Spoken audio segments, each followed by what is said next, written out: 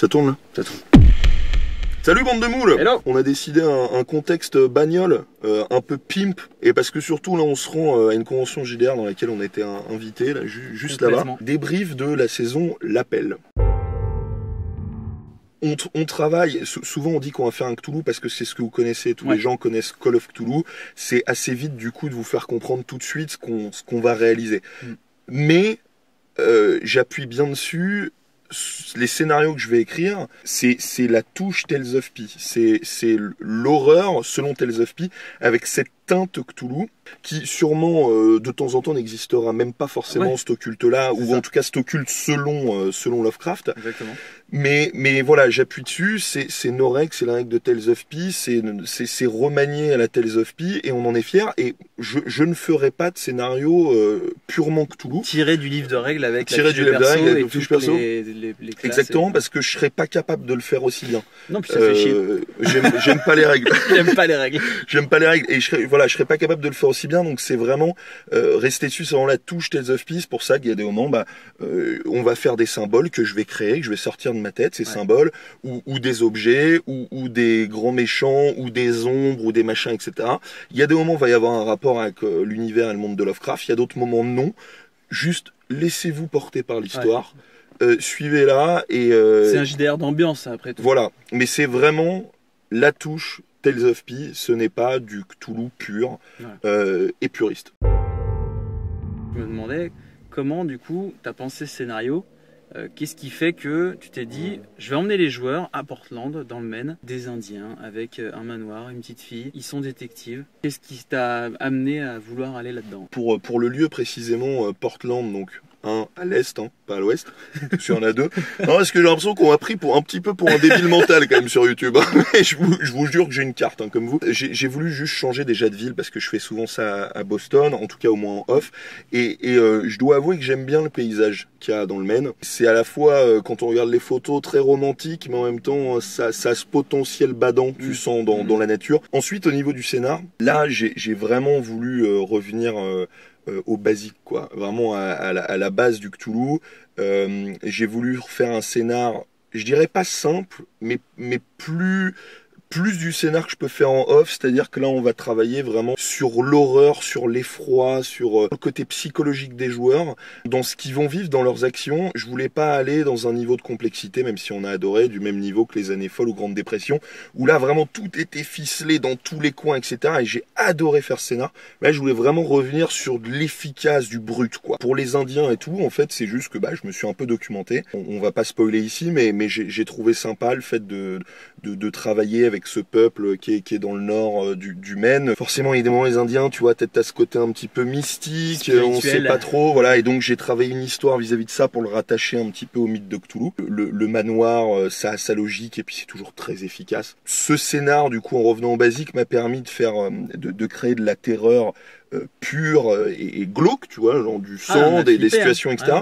Mais aussi de l'immersion et de la description beaucoup plus subtile, et les joueurs, ça les a fait bader à un niveau de fou, et vous aussi, j'ai l'impression, vu les commentaires, comme par exemple dans le manoir, donc qui est toujours efficace, le moment où juste ils montent les escaliers, ils vont passer la trappe pour passer au grenier. Juste cette petite subtilité et ton fond musical qui va bien. On ne sait pas ce qui va se passer, mais on flippe. Et ça met un bon gros bat, c'est très efficace.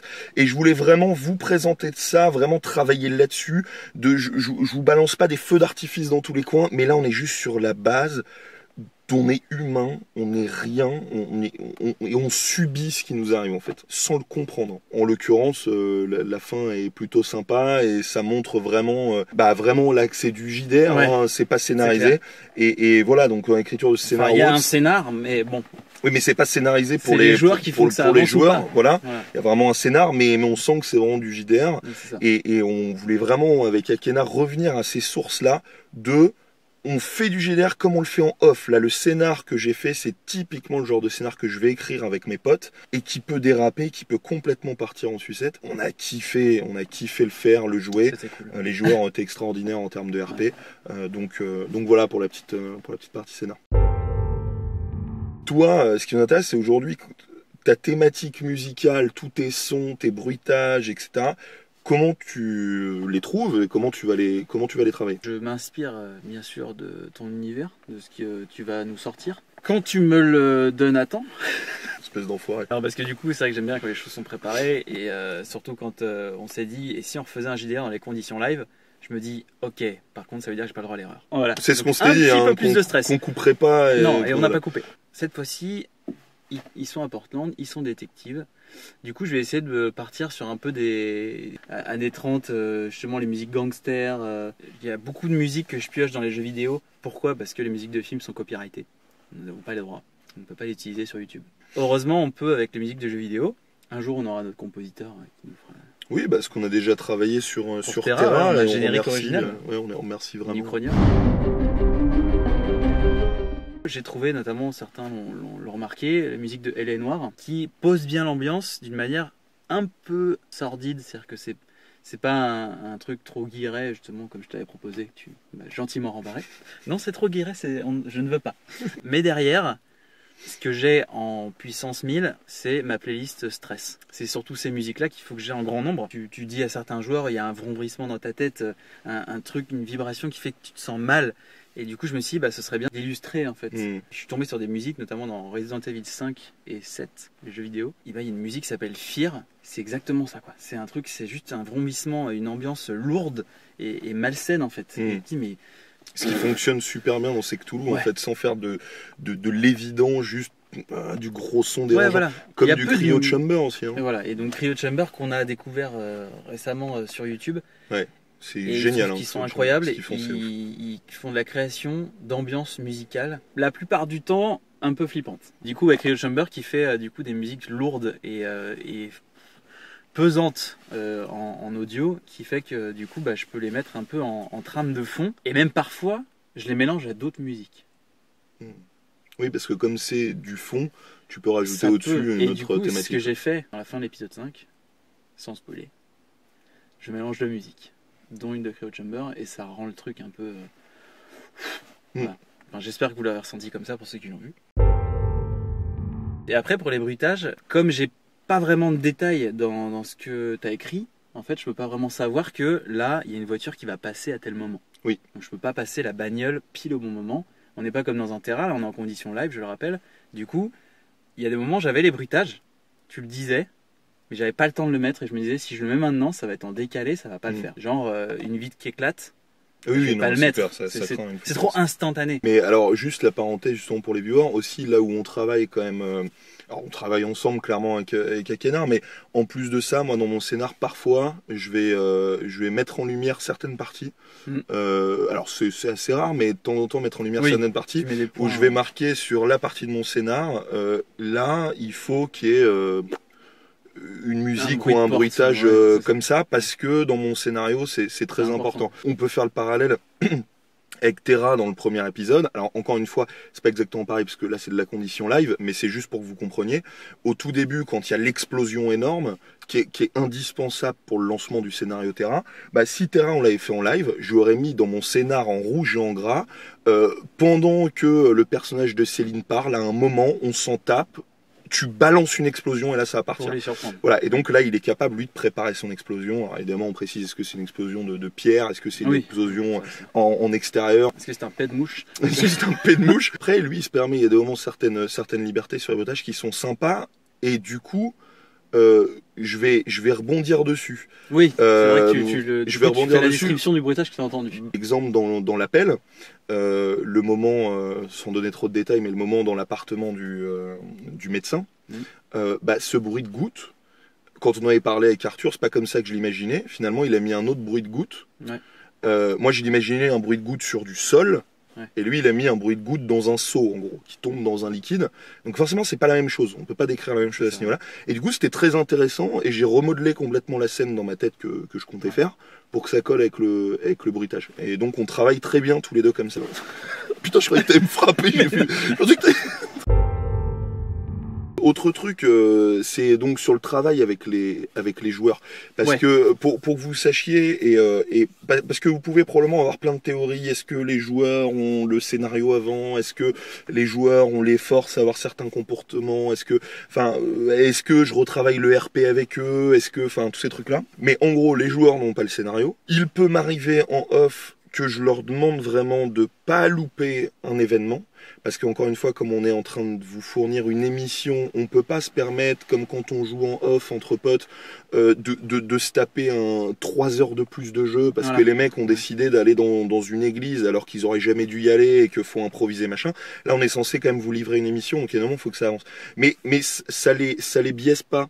C'est-à-dire que je peux juste leur dire, un moment dans le scénario, vous allez voir un train passer, s'il vous plaît, montez dedans. Voilà, mais ils en savent pas du tout plus. Voilà. C'est juste que du coup, eux, passivement et inconsciemment, parce que comme ils rentrent dans le scénar, franchement, croyez-moi, ils se rappellent pas du tout de ce que je leur ai dit. C'est juste qu'au moment du train, ça leur fait un déclic. Ils vont se rappeler juste qu'il faut qu'ils montent dedans, mais ils restent très RP. Et ça leur nique pas l'ambiance, quoi. Enfin, ils restent dedans. Aussi, moi, ce que j'aime beaucoup faire avant de jouer, c'est vraiment travailler un peu leur background, mais travailler surtout leur relation avant. Et moi, j'ai vu vraiment la différence sur l'appel et certains commentaires justement de viewers qui sur certaines choses, par exemple la partie où tu sais, ils sont à 2 doigts de lâcher, mais le personnage de Zoot se dit non, faut qu'on continue. Et puis tu sais, chacun donne une explication et tout. Et ben ça, c'est super intéressant parce que ça, c'est vraiment le RP des joueurs déjà qui sont extraordinaires. Enfin, moi, j'adore jouer avec ces joueurs-là. Et en plus de ça, on l'avait un peu vu ensemble, c'est-à-dire je les avais forcés à exprimer avant qu'on joue. Je leur ai dit vous mettez tous les 4. Pendant qu'Ekenar faisait les tests micro, on en profitait. Je leur ai dit vous mettez tous les 4. Et déjà, vous m'expliquez ce que vous êtes les uns pour les autres. Donc ils ont un petit c'est leur lien, du genre lui je le connais depuis 2 ans et j'ai un respect ultra fort pour lui parce que, donc ils en parlaient, ils ont vraiment parlé un quart d'heure de ça. Ça a duré bien un quart d'heure. Hein. Ça a duré longtemps et après je leur ai dit ok, genre vous connaissez l'ambiance de Tales of P Aurore, à un moment ou un autre, soit moi en tant qu'MJ avec mon histoire, je vous force à rester dans l'histoire, parce que vous n'avez juste pas le choix, vous risquez votre vie ou n'importe quoi, je vous force à rester dans l'histoire, soit, et moi c'est la solution que je préfère, c'est vous qui allez vous-même rester dans l'histoire en vous donnant une raison d'y rester, en fait.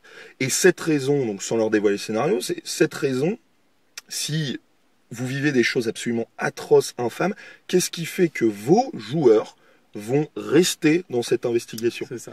Et pareil, ils en ont parlé 10 minutes, 15 minutes, et ils ont trouvé des vraies raisons. Que je leur ai pas soufflé, que je leur ai pas suggéré, ils l'ont juste travaillé ensemble en se disant, ok, si je vis un truc atroce, si je risque ma vie, pourquoi je continue cette investigation?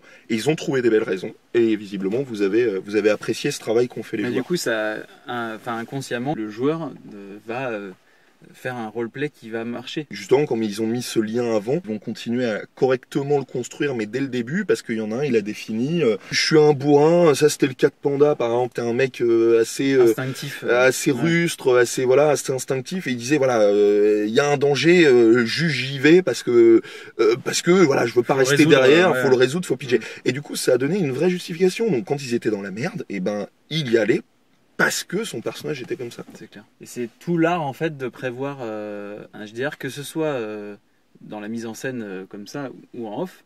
Même quand il y a quelques mois on a fait un Cthulhu ensemble, c'était exactement pareil. C'est-à-dire que tu as bien dessiné ensemble les différents trucs. Tu nous as pas dit là il faut faire un truc parce qu'on avait le temps. Qu'est-ce qui fait que du coup on est suffisamment soudés pour pouvoir avancer d'une manière ou d'une autre? C'est ça, que vous lâchiez pas. Parce que comme Toulouse c'est très réaliste. Ouais. Au bout d'un moment, comme on est des personnages comme toi et moi aujourd'hui, logiquement, à un moment ou à un autre, un perso, il pourrait juste dire, vas-y, je lâche l'affaire, je vais me suicider, ou je me barre. Soit on peut tous se barrer, je vais voir les... Voilà, faut trouver une vraie raison. Alors, il y a des moments, le MJ va devoir forcer cette raison, si ça vient pas, et tant pis. Mais si le MJ peut ne pas intervenir, c'est fantastique. Et c'est ultra bandant pour tout le monde, en fait, de se dire que l'histoire, elle déroule toute seule. Et quand on confronte donc les joueurs entre eux avant ce jeu, comme tu disais, à la limite, le MJ qui soit là pour écouter ou pas, à la limite, on s'en fout. Alors, c'est intéressant que le MJ écoute pour justement utiliser certaines des peurs. Peut-être quelqu'un qui dit qu'il a perdu sa mère, comme par hasard, dans ses rêves, il va la revoir. L'objectif, c'est vraiment que le MJ soit là pour emmerder les gens, c'est-à-dire les gens disent oui, je suis dans un cabinet de détective, j'aime bien juste résoudre les enquêtes. Le MJ, normalement, si on le fait bien, il va pas s'arrêter là. Il va pas juste dire ok, il va dire ok, mais pourquoi Ouais. Pourquoi t'aimes résoudre ces enquêtes? Ah, parce que, je sais pas, j'aime bien ça. Mais pourquoi t'aimes bien ça? Qu'est-ce qui fait que Quel t'aimes est ton ça? Qu'est-ce trait qui te fait de vibrer? psychologie Voilà, qui- pourquoi t'es là dans ton background, machin. Et à force de harceler, en fait, les joueurs, de les forcer, de les challenger comme ça, se trouver une justification, au début, ils vont galérer, et en fait, à un moment, il y a tout qui va coller, et ils vont se dire, bah, je le fais parce que ça, et c'est bon, et on déroule. Et c'est pas une question de background de t'es né quand, t'es né où, Non, t'en en fous. fait, C'est on s'en juste fout de de la ça. psychologie, quoi. Moi, en tant qu'expérience de joueur, quand tu nous as fait justement un scénario un peu similaire, sur place, il nous a dit bon, bah, c'est ça, faites vos persos. Ok, on a eu 1 heure pour tout faire. Mais Mais moi, ça a fonctionné. moi j'adore, en fait, ce que je t'avais dit, moi j'adore faire ça parce que si je masterisais du Donjon et Dragon, ce serait pas possible parce Ouais, que bah sinon on passerait 5 heures Il y a trop ensemble de avant règles, voilà. pour les stats, pour les règles et puis le background aussi. Hein, C'est ça. je suis un elfe de niveau je sais pas combien, machin, etc. Parce que c'est du jeu de rôle qui nécessite ça et si tu le fais pas, c'est naze puisque Oui, tes bien sûr. stats sont mal faites, c'est Ouais, machin. c'est ça. Mais moi j'adore faire ça dans le principe de Tales of P-Horror ou dans Cthulhu quand je le masterise en off. Pourquoi? Parce que le principe même de ce jeu de rôle, c'est que les joueurs ne maîtrisent rien et sont en détresse totale pendant tout le scénario. Exactement. Et ben, mettre ces joueurs déjà en détresse totale sans qu'ils maîtrisent rien En avant dehors de du commencer, scénar. mais c'est nickel. Ah oui. Parce que les gens comme Akena, il est pas à l'aise avec Ah ça. non, non, Il a pas préparé son perso. Moi, je me rappelle, hein, il était pas à l'aise. c'est normal. Ça l'emmerdait vraiment. Ah ouais. Et ben, c'est très bien parce que du coup, il a commencé à jouer. Dans cette ambiance, C'est je ça. suis pas à l'aise, quoi. Ouais. Je suis pas Et ça a fonctionné. Hein. je suis pas en confort. Et bien voilà, c'est tout pour le petit débrief de l'appel. On espère que ça vous aura plu. En tout cas, laissez-nous justement des questions auxquelles on n'aurait pas pensé pour qu'on puisse faire une vidéo juste réponse à vos questions. L'objectif voilà, de cette vidéo là, c'est vraiment de vous faire participer Ouais. aussi à notre aventure. Posez les questions ou mettez des réactions en commentaire à Voilà. mort. Mettez des pouces bleus, Ouais, mettez des C'est pouces bleus. hyper important, et abonnez-vous, c'est ça qui nous fait avancer. Parlez-en autour de vous, mais vous le faites déjà Vous faites pas mal. très bien, et, et on et vraiment, on vous remercie. énormément. Ouais, on vous remercie énormément. Salut bande de moules, c'était cool. Ambiance voiture, ambiance ghetto, tu vois, Jose. Salut bande de moules.